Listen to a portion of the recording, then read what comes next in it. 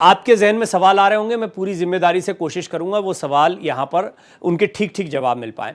Doctor हारून, Hamas के खिलाफ लड़ाई लड़ते लड़ते इजराइल एग्जॉस्ट हो गया था, समहाउ उसने परस्यू कर लिया, अमेरिका को खींच लिया अपनी तरफ और अमेरिका इसमें शामिल हो गया, जैसी भी एक थ्योरी यहां पर आती है। ये कितनी सच है? और दूसरा, क्या सचमुच इजराइल थका नहीं होगा इतना लड़ते लड़ते? नहीं जी, बिल्कुल नहीं थके हैं।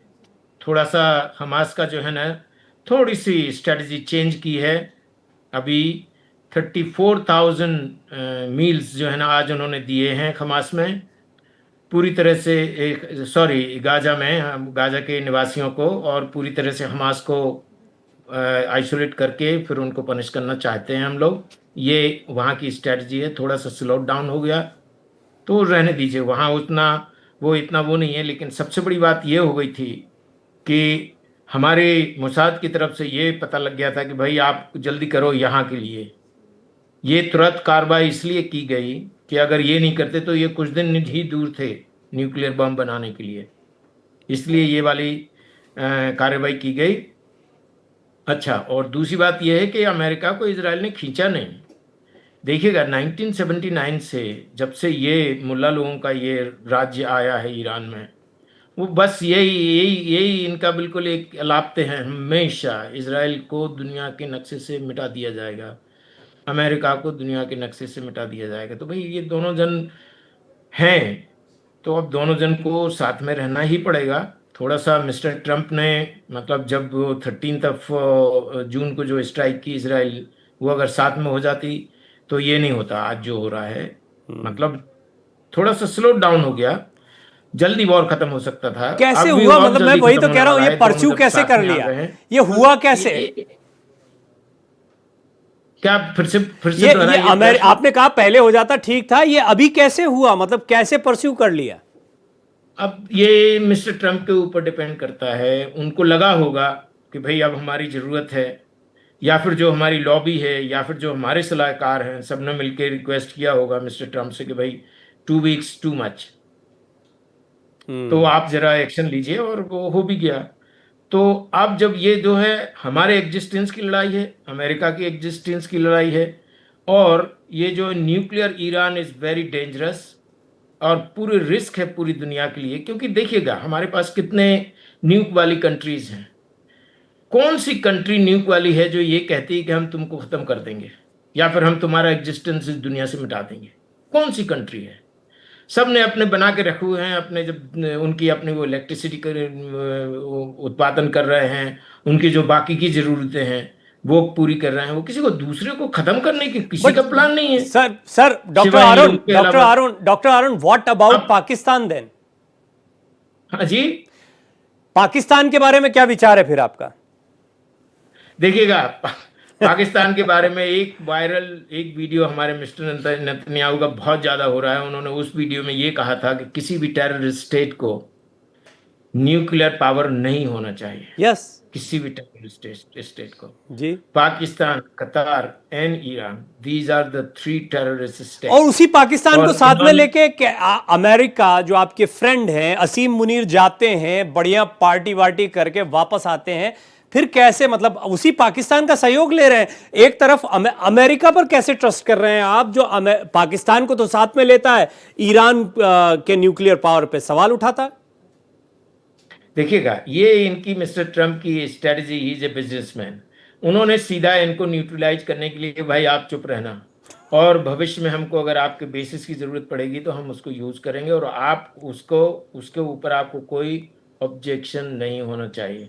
और there were lot of money pumped into the this thing to इनको अपने फेवर में लाने के लिए। तो इन्होंने, आप देखिएगा मिस्टर ट्रम्प और इनके मुनीर की मीटिंग के बाद कितने कितने आईएमएफ उनको लोन दे रहा है, पता नहीं कितनी चीजें माफ हो गई हैं, पता नहीं $400 मिलियन, 400 कितना मिस्टर ट्रम्प ने उनको गिफ्ट दी है, ये सब इससे। और आज देखिएगा पाकिस्तान कहता जरूर है, लेकिन पाकिस्तान कुछ नहीं करेगा। ईरान का साथ पाकिस्तान कभी देने वाला नहीं है, जी। क्योंकि वो उनकी वो टॉफी खा के आए हैं ना, उनकी चॉकलेट खा के आए हैं ट्रम्प की, तो वो कैसे, उनसे तो अनग्रेटफुलनेस दिखा नहीं सकते हैं ना वो। ओके।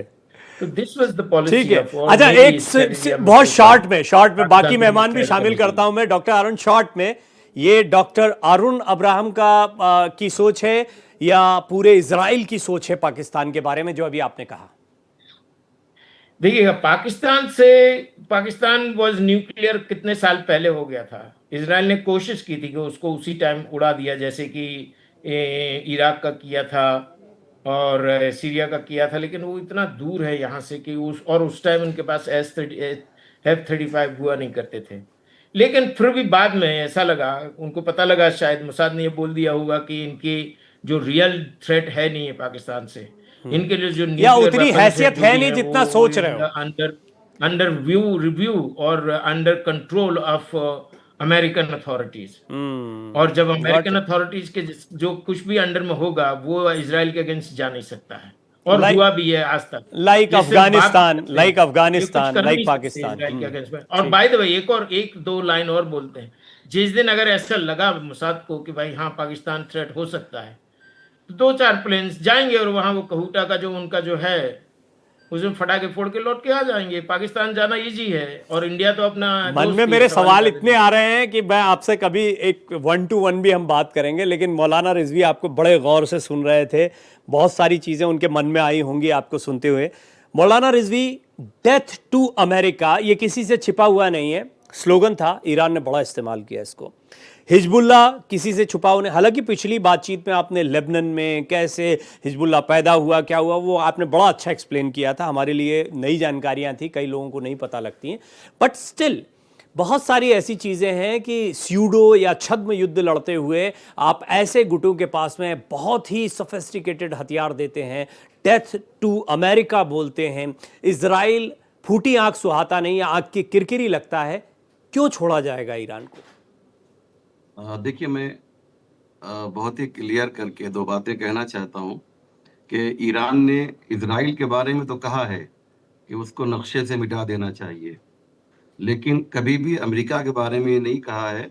इसके लिए मैं पैनल में मौजूद जो हमारे साथी ने ये कहा डेथ कि टू अमेरिका जो हम अमेरिका तो से कहा जाता है, पूर्णिमा जी खुद कोट कर चुकी है इसको, मैं ऐसा नहीं कि मैं अपनी मैं तरफ से, मेरी अचानक से जानकारी जागी। मैं यहाँ पर ये कहना चाहता हूँ कि अगर कोई ये दिखा दे कि ईरान ने ये कहा है कि अमेरिका को नक्शे से मिटा देंगे, तो मैं उसका गुलाम बनने के लिए तैयार हूँ। हाँ, इजराइल के बारे में कहा है, इजराइल एक अलग चीज़ है, यहूदी एक अलग चीज़ है। मैं आपको बता दूं कि इजराइल गवर्नमेंट और वहाँ के यहूदी लोग, इन दोनों को मिक्सअप न किया जाए। मैं आपको बता दूं कि ईरान में वहाँ की जो क्या ईरान पार्लियामेंट है उस यहूदी पर लोगों से नफरत करता है? मैं वही आ रहा जी हूँ। जी। ईरान में जो पार्लियामेंट है, उस पार्लियामेंट में जो है, आप मुझे फोन कीजिएगा, मैं आपको उनका नाम दे दूंगा। वहां पर पार्लियामेंट में एक यहूदी हैं जो वहाँ के मेंबर ऑफ पार्लियामेंट हैं। तो ये जो वेस्टर्न कंट्रीज है जो ईरान के खिलाफ जहर गलती है कि वहाँ की औरतों पे जुल्म होता है, वहाँ बुर्का है, बुर्का या जो है, ईरान नहीं चाहता है कि जिस तरह से वेस्टर्न कंट्रीज का पर्दा है, या पर्दा तो खैर नहीं होता है, जो लिबास है वैसा लिबास होना चाहिए। आप जाके देखिएगा कि वहाँ की औरतें ऑफिस में काम करती हैं, कंप्यूटराइज सर जितने सर सर सिस्टम सर हैं ईरान सब में वहाँ पे औरतें ईरान मौजूद हैं। बहुत शानदार यह देश है, गलत हम है तो कि ऐसे ही वहाँ पर जानते औरतों हैं। पे जुल्म होता है। ईरान बहुत शानदार है सर, वो छोड़ दीजिए, उसकी आधुनिकता वहाँ पे की सभ्यता, नहीं वहाँ जाते। के क्या तहजीब, यहूदियों वहाँ से, की क्या आप यहूदियों से ईरान नफरत करता? मैं तो ये जानना चाह रहा बिल्कुल था। नहीं साहब, वहां पर यहूदियों की मैंने देखा है, वहां की टेम्पल में मैं गया हूँ, मैंने मतलब बाहर से देखा है मैंने। मेरे कई यहूदी मेरे मिलने जुलने वाले वहां पर हैं। आप कहेंगे तो मैं उनका नंबर दे अब दूंगा आपने जो आपको। कहा था और यहूदी और यहूदी अमेरिका, वहां पर यहूदी बहुत यहूदी और आराम से अमेरिका अलग है, रहते इसका हैं मतलब समझाइए। अब आपने कहा था जी। अभी यहूदी और अमेरिका अलग है, इसका मतलब समझाइए थोड़ा सा। यहूदी नहीं, मैंने कहा यहूदी और इसराइल अलग है। हाँ, यहूदी और यानी इजराइल, ये समझाइए। ये अमेरिका को मैंने नहीं कहा है, इसराइल की ठीक ठीक। गवर्नमेंट अलग है और इसराइल के लोग अलग हैं।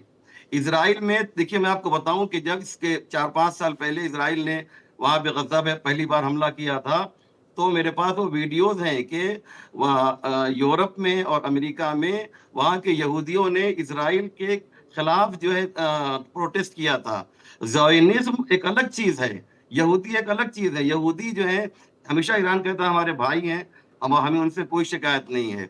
लेकिन ज़ायनिज़्म किसे कहते हैं? वो जो ग्रेटर इजराइल वाला जो थिंकिंग है इनकी, जो आप उसको भी चेक कर लीजिएगा, आरोन भाई हमारे मौजूद हैं, उनसे पूछिएगा कि ये कहां मैं तक समझ जाना गया, मैं तो चाहते हैं। लाइन दे इजराइल- क्या डॉक्टर मैं आरोन सुनिए, कोई मेरी बात को कवर करने दीजिए साहब। एक्सट्रीमिस्ट यहूदी टाइप भी कुछ होता है क्या?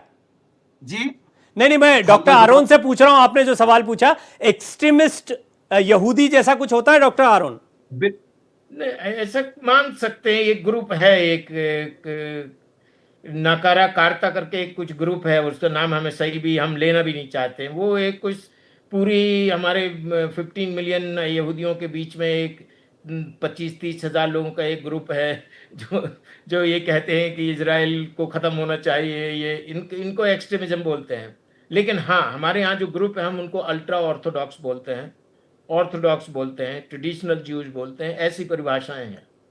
तो ये एक्सट्रीमिज्म की कोई बात ही नहीं होती। एक्सट्रीम का मतलब ये होता है कि जो तोरा को, जो जूइश लाइफ, जो वर्ड टू वर्ड जो लिखी हुई है, उसको फॉलो करने वाले लोग को आप एक्सट्रीमिज्म बोल सकते हो, एक्सट्रीमिस्ट बोल सकते हो, या फिर उनको अल्ट्रा ऑर्थोडॉक्स बोल सकते हो। उनकी लाइफ में सिर्फ बहुत ही इंटरेस्टिंग है, तोरा मुझे की लगता है इसको थोड़ा जीवन शैली डिटेल के में अलावा समझना कुछ पड़ेगा नहीं सर है। किसी दिन।